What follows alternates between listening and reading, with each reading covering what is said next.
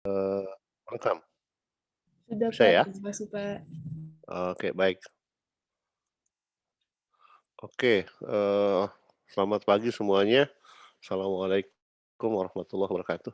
Waalaikumsalam, Salam Pak. sehat buat semua ya. Waalaikumsalam Pak. Oke, alhamdulillah nih hari ini kita, bisa ketemu lagi. Saya mohon maaf karena harus memajukan gitu ya, memajukan jam kuliah kita, karena saat ini sekarang saya sedang, bersama rombongan ada di, luar kota, sedikit di luar kota Bandung lah.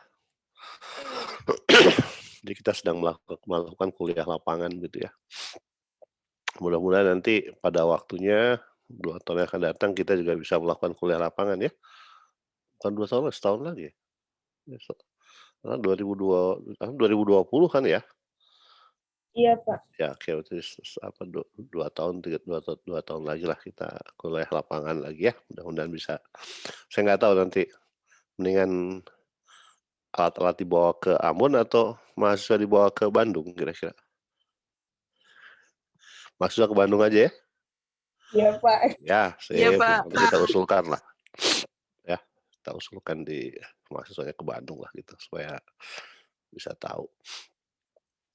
Oke, kemarin kita sudah cerita mengenai, deret ya.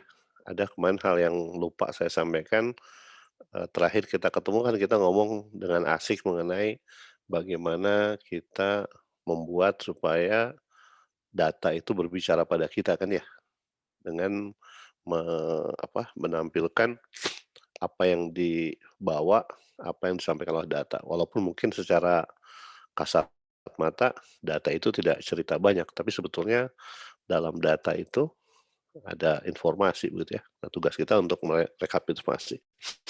Kemarin kita sudah cerita, cuma saya lupa, kemarin saya belum kirim datanya gitu loh, supaya Anda bisa main-main kan. Mungkin nanti agak siang sedikit saya kirim datanya sama PR lah gitu ya. Suka PR kan? Enggak? Oh, harus suka PR. Ya, oke.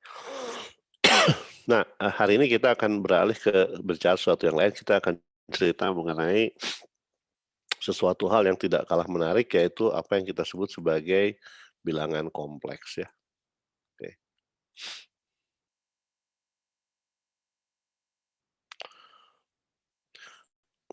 Apakah sudah terlihat, Sudah Pak. screen saya? Udah ya? Sudah, Oke. Pak. Sudah Pak. Ya, jadi kita Iya cerita Pak, mengenai sudah bilangan Pak. kompleks. Ya, jadi, kadang-kadang kita dihadapkan pada situasi misalkan ada sebuah persamaan, seperti di atas ya, AZ kuadrat tambah BZ tambah C ya, persamaan kuadratik. Nah, kita sejak mungkin SMP atau SMA Anda sudah tahu ada yang namanya rumus ABC ya. Kita bisa mencari akar-akar dari Z itu berapa begitu ya, ya. Dan kita sering menggunakan persamaan ABC ini, rumus ABC ini. Nah, kalau kita lihat rumus ABC ini ada sesuatu yang menarik yaitu ada yang suku yang, eee, pada pembilang yaitu akar B kuadrat minus 4AC gitu loh, ya. Nah, ini kan sekarang B kuadrat minus 4AC ini harganya bisa beragam, tergantung pada situasi seperti apa. Nah, ada kemungkinan bahwa B kuadrat min 4AC ini, itu bilangannya negatif gitu loh, ya. Nah, kalau bilangannya negatif, maka akar dari bilangan negatif, nah jadi pertanyaan gitu loh, akar seperti apa, ya. Nah, ini salah satu, eee eee, perjumpaan kita, suka atau tidak suka dengan konsep bilangan kompleks ya. Jadi, kita dihadapkan pada persamaan seperti ini begitu ya. Ya, nah jadi sekarang kita mengatakan bahwa kita definisikan sebuah konsep bilangan imajiner ya. Misalkan I itu dinyatakan sebagai akar dari -1 ya. Nah, kalau I sama dengan akar dari -1 maka I kuadrat sama dengan -1 ya. Jadi misalkan kalau saya punya akar -2, akar -8 maka akar dari -2 adalah I akar 2 dan akar dari -8 adalah I akar 8 ya. Nah, kalau keduanya dikalikan menjadi I kuadrat dikalikan dengan akar dari 16, 4 ya, -4 ya. Jadi konsepnya seperti itu.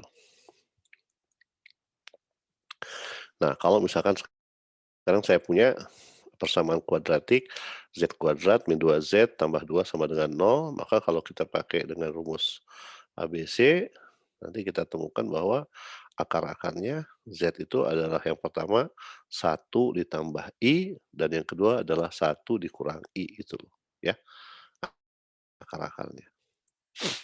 Ya, oke. Jadi, apa namanya, eee, secara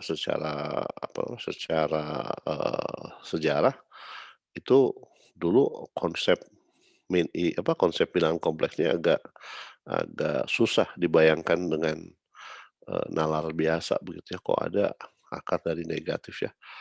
Tapi ini adalah hal-hal yang selalu muncul dalam, persoalan sehari-hari, baik itu problema dalam fisika, kimia, atau, rekayasa, bahkan dalam matematik begitu ya. Nah, jadi ada hal-hal yang ternyata bisa dinyatakan dengan jauh lebih simpel kalau kita menggunakan konsep bilangan kompleks ini, ya. Contoh misalkan dalam dalam proses fisika ini nanti adik-adik akan belajar, semester depan mungkin kita akan belajar apa yang kita sebut sebagai persamaan, diferensial, ya.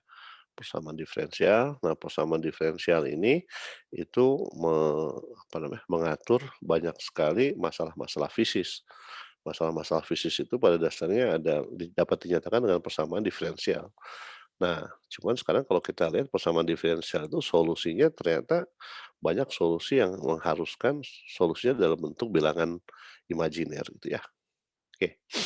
Nah, jadi sekarang kita mengatakan, "Oke lah kalau gitu kita bersedia kita hidup menerima apa yang kita sebut sebagai bilangan kompleks ya, bilangan kompleks. Jadi selama ini kita hanya belajar bilangan real saja. Nah, sekarang kita tahu bahwa ada sesuatu yang namanya bilangan kompleks. Kalau pakai bahasa sederhana begini, adik-adik ada suka nonton film Harry Potter? Iya, Pak. Iya, Iya, Oke, Pak. oke. Nah, dalam, konsep Harry Potter itu ada yang namanya muggles ya. Muggles itu orang-orang yang tidak tahu magic dan witches and wizards gitu loh ya, orang-orang yang tahu magic begitu ya. Nah, jadi kalau kita lakukan pendekatan Harry Potter itu bahwa sebetulnya di dunia ini ada bagian yang real, itu yang dialami oleh muggles, dan bagian imajiner gitu loh ya, yang itu dialami oleh para penyihir tadi gitu loh ya. Tapi dunianya sebetulnya satu. Maka dari itu, kita sekarang harus menerima kenyataan bahwa yang kita sebut sebagai dunia kita ini, dunia matematik ini adalah dunia yang lebih kompleks. Maka dari itu, kalau misalkan saya tanya pada Liora, Liora umurnya berapa? 18, Pak. Oke, 18, Pak. 18 ya. Nah, kalau 18 itu bilangan real atau bilangan imajiner? Real, Pak. Real. Nah, jadi sekarang kita katakan bahwa sebetulnya Liora itu umurnya bilangan kompleks sebetulnya, ya. Nah, bilangan kompleks Z, di mana Z itu sama dengan X tambah IY. Kebetulan kalau dalam hal umur, Y-nya sama dengan 0 gitu loh, Liora, ya. Jadi sebetulnya hidup kita apa namanya, dalam matematik semua bilangan itu semuanya adalah bilangan kompleks. Cuman ada bilangan kompleks yang Y-nya, yang imajinernya 0. Jadi kita anggap kalau gitu bilangan real gitu loh. Bisa difahami maksud saya? Ya, bisa, jadi Pak. jadi bilangan real itu adalah bagian dari bilangan kompleks yang kebetulan bagian imajinernya 0 gitu loh, ya. Nah, misalkan kalau sekarang kita sehari-hari bekerja dengan bilangan, real, cuman sekarang kita tahu bahwa bilangan real itu sebetulnya adalah hanya hal khusus dari bilangan kompleks gitu loh, ya. Bisa difahami maksud saya?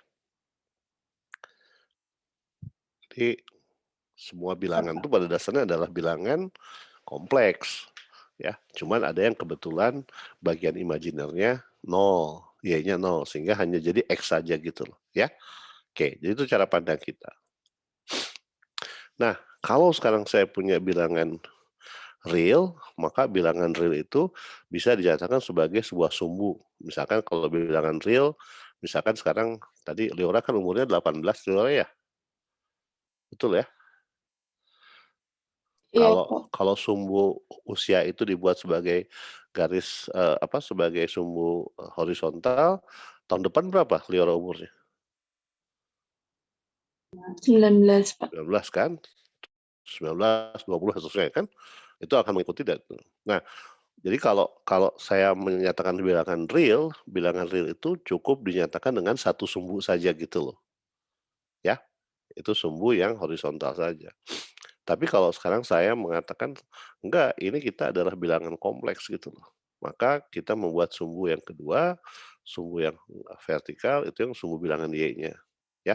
Nah, jadi nanti setiap bilangan itu dipetakan dalam apa yang kita sebut sebagai bidang kompleks. Misalkan, "Pak, tapi kan umur saya kan real." Iya, jadi umur Anda ngikut yang garis ini gitu loh, ya, yang berada pada bidang kompleks, nggak apa-apa, ya. Tapi pada dasarnya semua bilangan itu adalah bagian dari bilangan kompleks. Jadi bilangan kompleks itu lebih luas daripada, bilangan real gitu loh, ya. Nanti kita lihat apa yang hal-hal yang menarik yang bisa keluar dari konsep bilangan kompleks ini, ya. Nah, bilangan kompleks juga tadi Z itu dinyatakan dengan X tambah Y, tapi sebetulnya bilangan kompleks itu bisa juga dinyatakan dalam bentuk polar, dalam bentuk kutub gitu ya. Nah, pendekatannya kira-kira begini, sederhananya, kalau ini sekarang adalah sumbu X, ini adalah sumbu Y, maka posisi kita di sini yang kita sebut sebagai bilangan P, di mana P itu adalah X tambah Y, itu bisa dinyatakan dengan hal-hal berikut ya. Jadi ini X-nya yang ini, Y-nya yang ini, maka sekarang modulusnya ya atau harganya panjang mutlaknya adalah R ya dan sudutnya adalah theta. Jadi yang tadinya X dan Y sekarang saya bisa nyatakan sebagai R dan theta ya. Jadi hubungannya X sama dengan R cos theta, Y sama dengan R sin theta, sementara R sendiri adalah akar dari X kuadrat tambah Y kuadrat, dan tangen theta sama dengan Y per X gitu loh, ya. Jadi yang tadinya bilangan kompleks itu dinyatakan dengan Z sama dengan X tambah Y, X-nya diganti R cos theta, Y-nya diganti R sin theta, maka ini jadi R cos theta ditambah R I sin theta gitu ya. Jadi ini bisa dinyatakan sebagai R E I theta. Nah, ini menarik ini konsepnya ya. Jadi sekarang Z itu sekali lagi yang menarik Z itu bisa dinyatakan sebagai konsep biasa X tambah Y atau bisa dinyatakan dengan R dan theta gitu loh ya. Oke. Nah, jadi misalkan sekarang kalau saya punya apa namanya, saya punya posisi A di sini begitu ya. A di sini ya, A di sini ininya berapa nih, X-nya sama dengan 1, Y-nya sama dengan akar 3 begitu ya. Maka R-nya sama dengan 2 dan sudutnya adalah pi/3 ya. Nah, jadi nanti kita bisa menyatakan dengan berbagai cara ya. Jadi kita bisa katakan bahwa X ini ya, yang X sama dengan 1 itu bisa dinyatakan dengan R cos theta atau sama dengan 2 cosinus pi/3 ya. Y di sini bisa dinyatakan dengan R sin theta atau sama dengan 2 sin pi/3, 2 sinus pi/3 atau akar 3 gitu ya. A-nya dinyatakan seperti ini gitu ya. Jadi sekarang dengan konsep bilangan dengan bilangan kompleks dan dengan bidang kompleks, sekarang sebuah bilangan itu bisa dinyatakan dengan berbagai cara gitu loh, ya. Oke, balik lagi, maaf nih saya gunakan kasus Liora terus. Kalau Liora umur 18 sekarang dinyatakannya kalau dalam dalam apa namanya, dalam R dan theta jadinya apa Liora? Umur Liora yang 18 jadinya apa? Kalau X sama dengan 18 itu artinya apa? X sama dengan R cos theta ya? Betul? Iya, Pak. Ya. Nah, cuma dalam kasus Liora yang bilang yang apa, yang umurnya itu adalah bilangan real, maka tetanya 0 ya? Iya, Pak. Tetanya Bukan 0. betul, bukan tetanya bukan X. ya, tetanya 0 ya. Jadi umur Liora itu adalah X sama dengan R cos theta, di mana R-nya adalah 18 dan tetanya sama dengan 0 ya. Jadi cos theta sama dengan 1 kan? Iya, Pak. Iya, Pak. Oke, jadi kira seperti itu. Nah, jadi kalau kita bisa nyatakan bahwa bilangan kompleks itu adalah dengan R dan theta, maka kita bisa mengatakan, oh ya kalau begitu sekarang saya bisa tuliskan bagian real itu sebagai RE dari Z ya, real dari Z. Bagian real dari Z adalah X. Sementara bagian imajiner kita katakan im dari Z. Imajiner dari Z itu sama dengan Y gitu ya.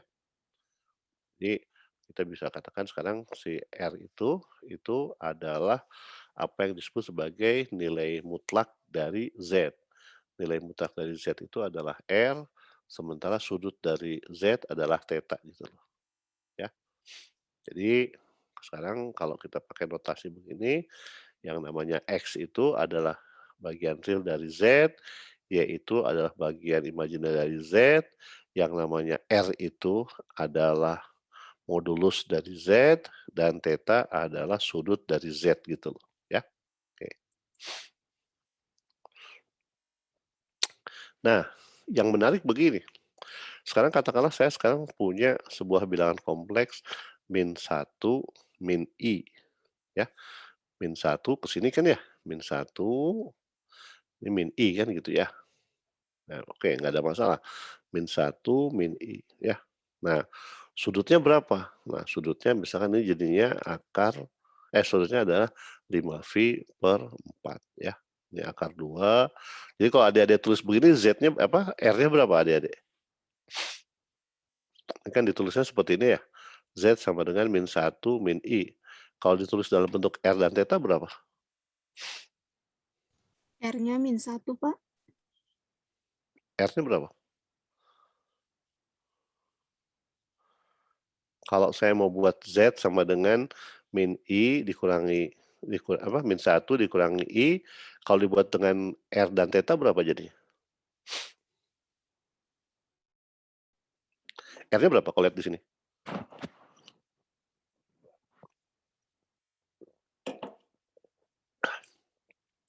R-nya akar 2 ya, setuju? Akar 2, Pak.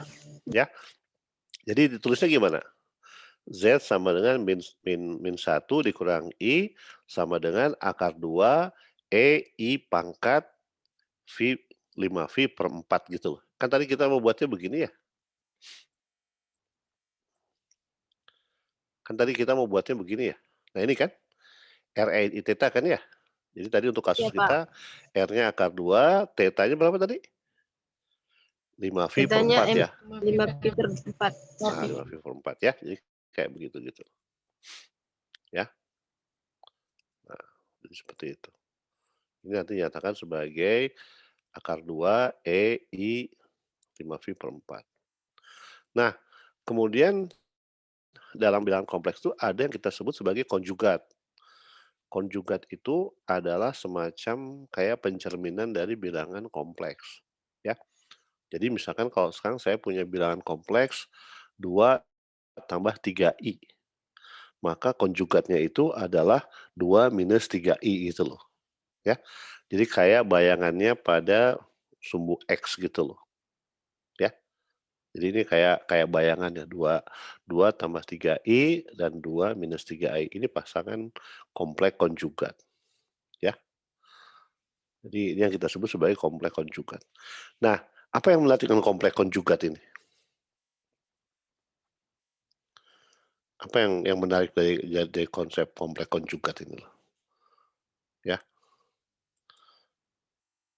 Nah, kalau sekarang saya punya kompleks konjugat, coba adik-adik kalikan kalau 2 tambah 3i dikalikan 2 minus 3i jadinya berapa?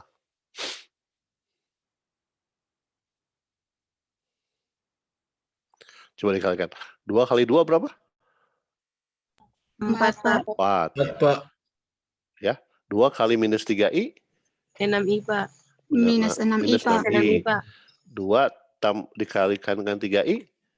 6i, Pak. 6i, Pak. 6i. 3i dikali minus 3i? Minus 9i kuadrat, Pak.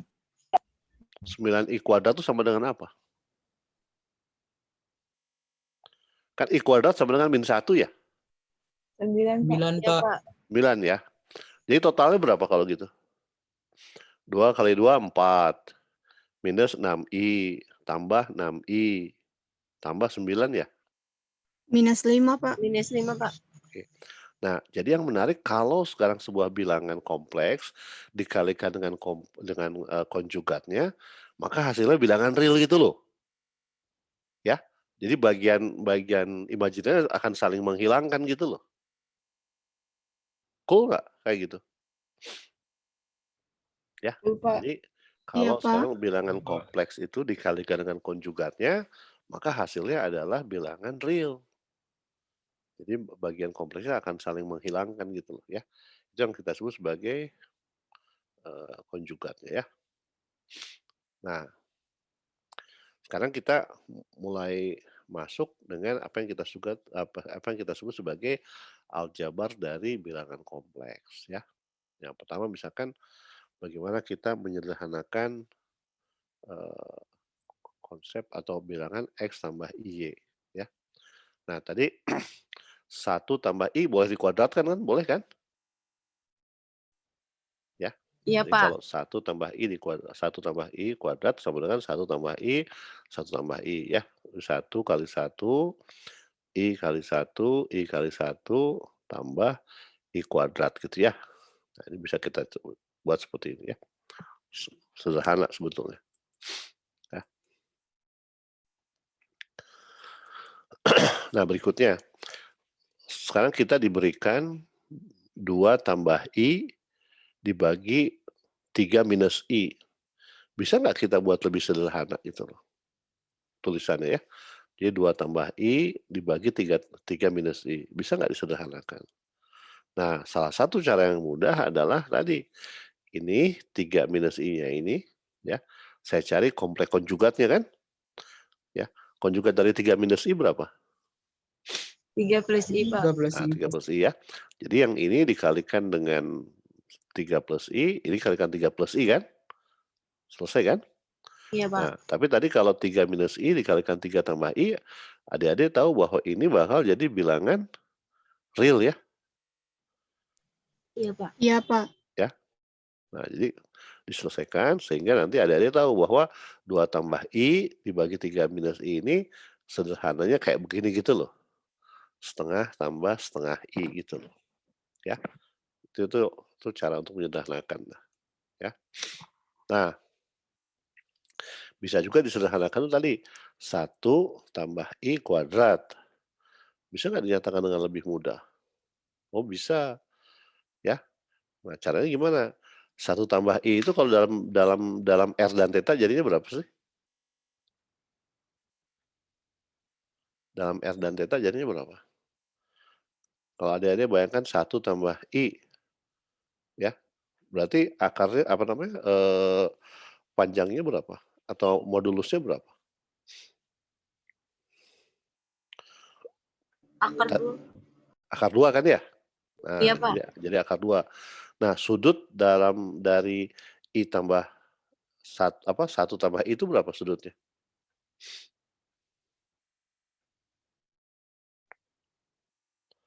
Kalau sekarang saya punya 1 tambah i, sudutnya berapa? Pi per 4, Pak. Ya, 45 derajat kan? Iya, Pak. Nah, jadi kalau begitu I tambah 1 itu saya bisa nyatakan sebagai akar 2 I V per 4 gitu loh ya. Nah, kalau ini dikuadratkan, nah ini kuadratkan kan mudah ya. Akar 2 dikuadratkan kan tahu jadi 2 ya. Nah, terus kemudian EIV per 4 dikuadratkan jadinya EIV per 2 gitu ya. Jadi ini cara-cara untuk menyederhanakan ekspresi bagi bilangan kompleks ya. Kita bisa buat lebih mudah gitu. Ya, jadi kita bisa buat seperti itu. Ya, jadi ini tadi kita punya 1 tambah I ya, dikuadratkan jadinya ini gitu loh. Ya, jadinya seperti itu. Ya. Nah, sekarang kalau adik-adik punya bilangan kayak gini, 1 dibagi 2 cos 20 derajat tambah I sinus 20 derajat. Pusing nggak mikirinnya adik-adik? Iya, Pak.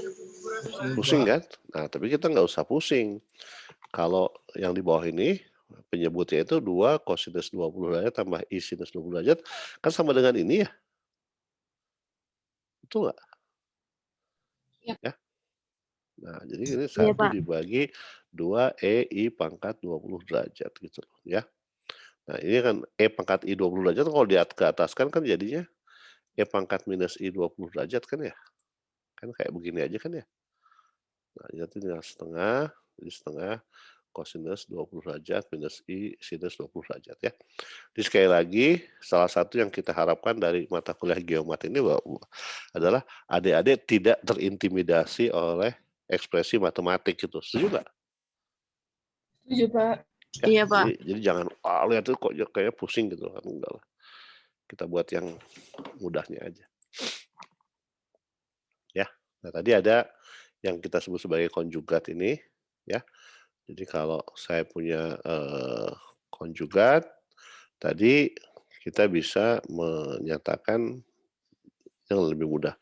Nah, sekarang kalau misalkan Z-nya sendiri masih agak pusing nih. Z-nya ini sama dengan 2 minus 3I dibagi I tambah 4 kan gitu ya. Nah, kalau konjugatnya bagaimana? Konjugat dari yang ini. Konjugat dari rasio ini. Ya udah, konjugatnya berarti konjugat dari ini dibagi konjugat dari ini kan gitu. Selesai kan? Ya. Jadi konjugat dari ekspresi rasio 2 min 3I dibagi I tambah 4 ini ya berarti ini dicari konjugatnya gitu loh ya. Bisa buat seperti itu. Ya. Nah, ini sekarang kalau sebuah bilangan dikalikan bilangan kompleks dikalikan konjugatnya tapi dalam bentuk REI theta itu gitu ya.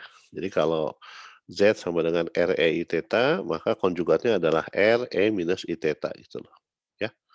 Nah, kalau sekarang dikalikan Z dengan dengan konjugatnya, maka ini dan ini akan menjadi R kuadrat dikali dengan I theta min I theta gitu loh ya. Jadi kalau gitu Z dikalikan dengan Z konjugatnya hasilnya jadi R kuadrat ini aja gitu loh ya. Atau akar dari Z kuadrat gitu loh ya.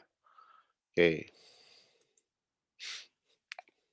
Nah, ini sekarang bagaimana kalau masuk ke persamaan yang kompleks gitu ya. Nah, adik-adik misalkan diberitahu bahwa X tambah IY kuadrat sama dengan 2I. Berarti adik-adik harus mencari berapa X-nya, berapa Y-nya kan? Supaya ini dipenuhi gitu loh. Ya. Nah, ini kalau ini di X tambah Y dikuadratan jadinya apa adik-adik? Kalau X tambah Y dikuadratan jadinya X kuadrat tambah 2I XY dikurangi Y kuadrat. Gitu ya? Sama dengan Iya, Pak. 2I. Nah, kalau seperti ini artinya apa?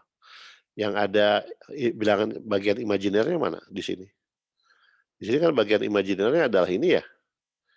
I dikali 2XY ya. Iya, Pak. Sementara bagian realnya adalah X kuadrat minus Y kuadrat. Ya.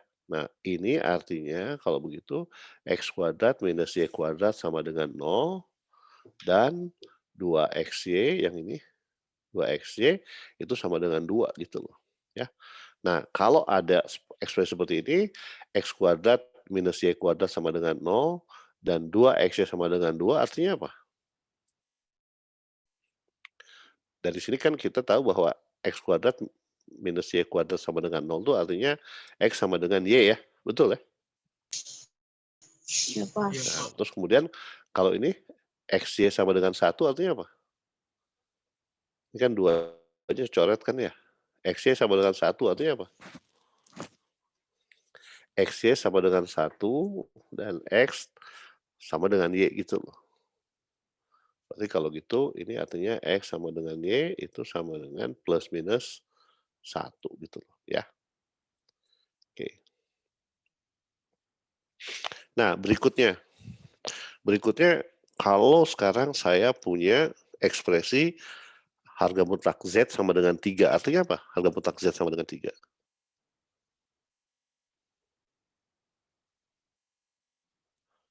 Harga mutlak Z sama dengan 3 itu kan berarti kan Z-nya sama dengan X tambah Y ya? Setuju ya? Iya, Pak. Nah sekarang kalau Z sama dengan 3 harga mutlaknya itu berarti kalau gitu kan harga mutlak dari X tambah Y sama dengan 3 ya? Iya, Pak. Oke. Nah kalau X tambah Y sama dengan 3 itu artinya apa? Harga mutlak dari X tambah Y sama dengan 3 artinya apa?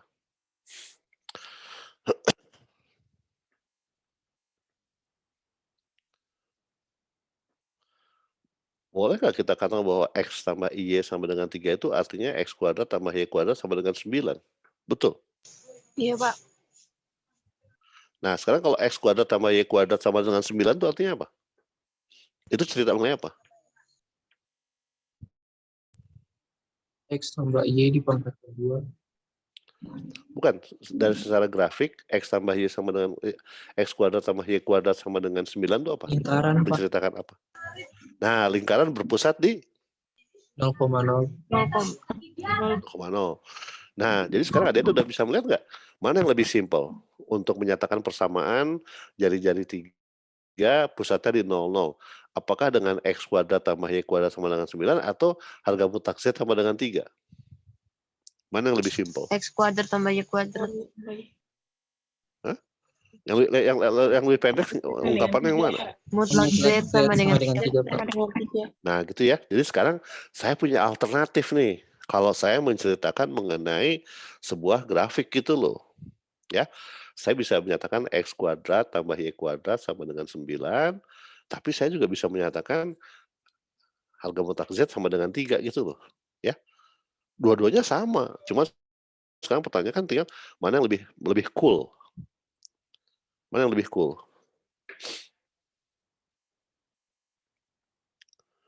Mana yang lebih cool? mutlak Z sama dengan 3, Pak. Ya kan enak ya. Dengan 3, Pak. Nah, jadi kalau terus berikutnya, wah ada cerita nih ada Z min 1 sama dengan 9. Artinya apa tuh kalau kayak gitu?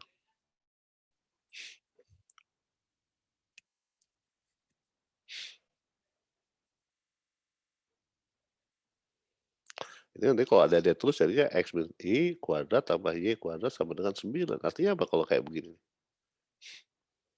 Lingkaran juga, Pak, tapi pusatnya itu di 1,0.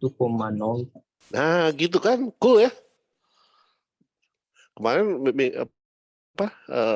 hari Jumat lalu kan saya cerita mengenai bagaimana bagaimana saya mengirim pesan pada Anda dengan kode Morse ya. Iya, Pak. Ya, cool ya. Cool. Nah, jadi sekarang jadi lihat tuh ternyata sekarang saya bisa mengekspresikan gambar itu diagram itu dengan cara yang lain gitu ya, yang lebih cool gitu loh. Ya.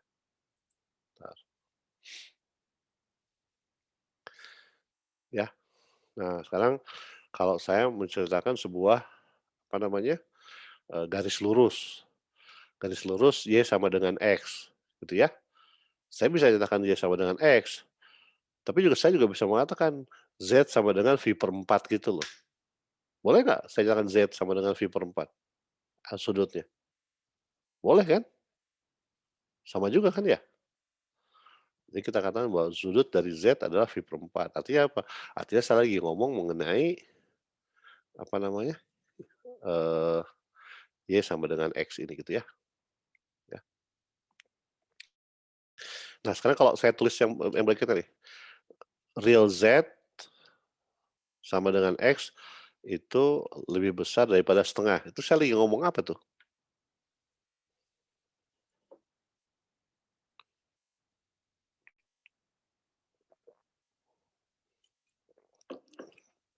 Ini saya cerita apa nih?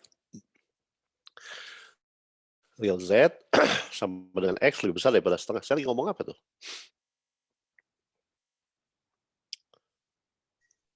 Sudut, Pak. Sudut apa? Kalau X lebih besar daripada setengah itu apa sih?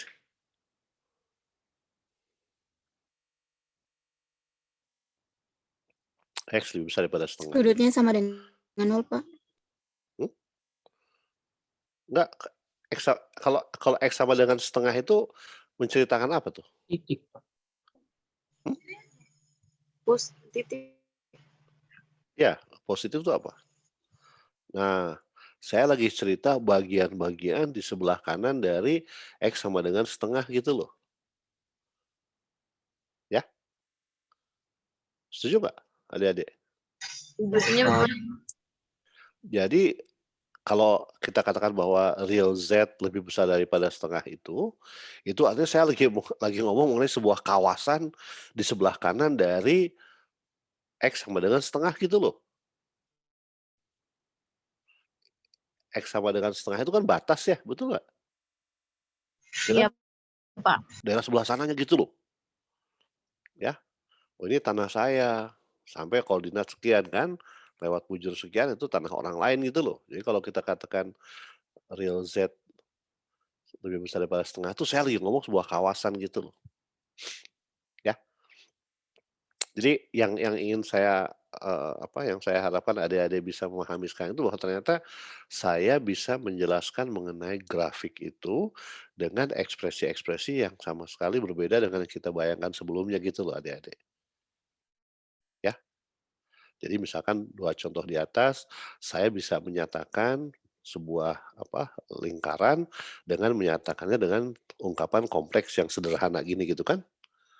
Cool nggak kira-kira adik-adik? Cool, Pak. Ya. Jadi saya ngomong mengenai sebuah garis lurus. Ya kalau garis lurusnya Y sama dengan X orang udah tahu, tapi kalian bisa mengatakan saya ngomong mengenai sudut dari Z sama dengan V/4. Oh, itu lagi ngomong mengenai sudut gitu loh ya. Atau kayak begini nih. Real Z lebih besar daripada setengah. Artinya apa? Artinya saya lagi ngomong kawasan di sebelah sini gitu loh. Ya. Jadi sekarang adik-adik bisa melihat bahwa sekarang dengan adanya bilangan kompleks ini saya bisa menyatakan banyak hal dengan secara lebih simpel gitu loh. Ya. Kebayang ya? Iya, Pak. Iya, Oke. Nah, nanti juga kita bisa, kan kemarin kita sudah belajar deret ya. Urusan deret itu adalah masalah konvergensinya begitu ya. Jadi kalau begitu saya juga nanti bisa punya deret dalam bilangan kompleks gitu kan ya. Jadi Sn sama dengan Xn tambah I Y besar N gitu loh ya. Jadi nanti kita juga mencari mencari konvergensinya ya. Nah, demikian juga dengan deret pangkat dari bilangan kompleks itu ya. Nah, jadi kalau kemarin kan kita nyebutnya AN ininya adalah XN misalkan begitu ya. Deret pangkatnya kan kemarin kita belajar begitu ya. Deret pangkat itu bahwa semua fungsi adalah somasi dari AN XN. Nah, sekarang diganti kalau begitu sekarang saya punya deret pangkat ya, deret pangkat untuk bilangan kompleks. Ini sukunya adalah ZN gitu ya. Oke. Nah, misalkan kita punya seperti ini. 1 minus Z tambah Z kuadrat dibagi 2 minus Z pangkat 3/3 tambah Z pangkat 4 dibagi 4 dan seterusnya gitu ya. Nah, ini sekarang pertanyaannya, kalau saya harus mencari ini konvergennya di mana kira-kira? Ini konvergen atau divergen? Kalau kayak begini.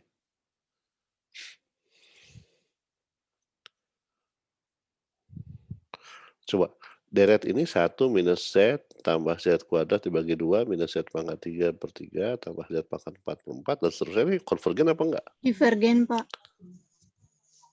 Nah, dilihat Saya cek dulu. Jangan dulu diputuskan, jangan dulu divonis dulu gitu sebelum diperiksa gitu ya. Setuju ya? Iya, Pak. Ya. Cek dulu. Nah, kemarin salah satu cara untuk ngecek deret itu pakai apa kemarin kita? Masih ingat yang rasio tes? Iya, Pak.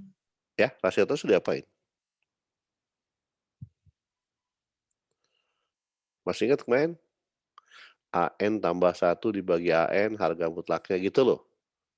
Ya, itu kan sama dengan rho. Gitu ya, terus dicari gitu loh. Masih ingat rasio tes? Baru minggu lalu kan kita cerita mengenai rasio tes kan? Iya, Pak. Ya.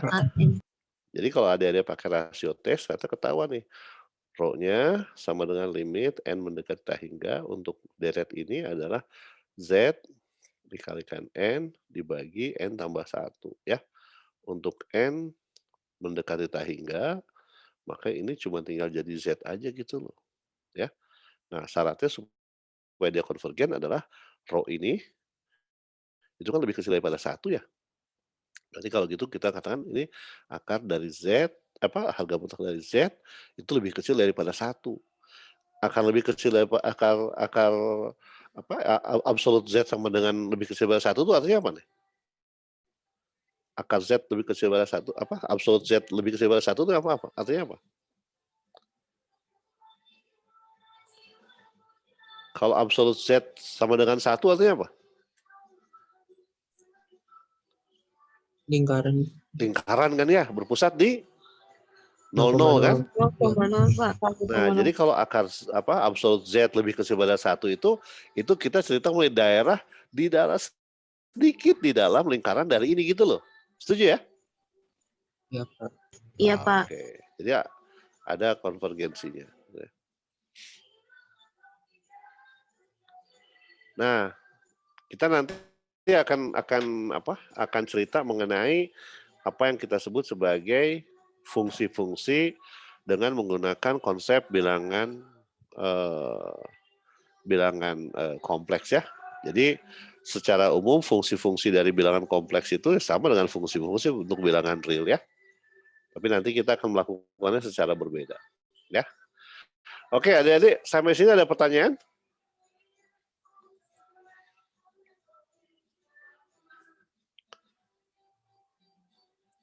Pak. Tidak ada, Pak.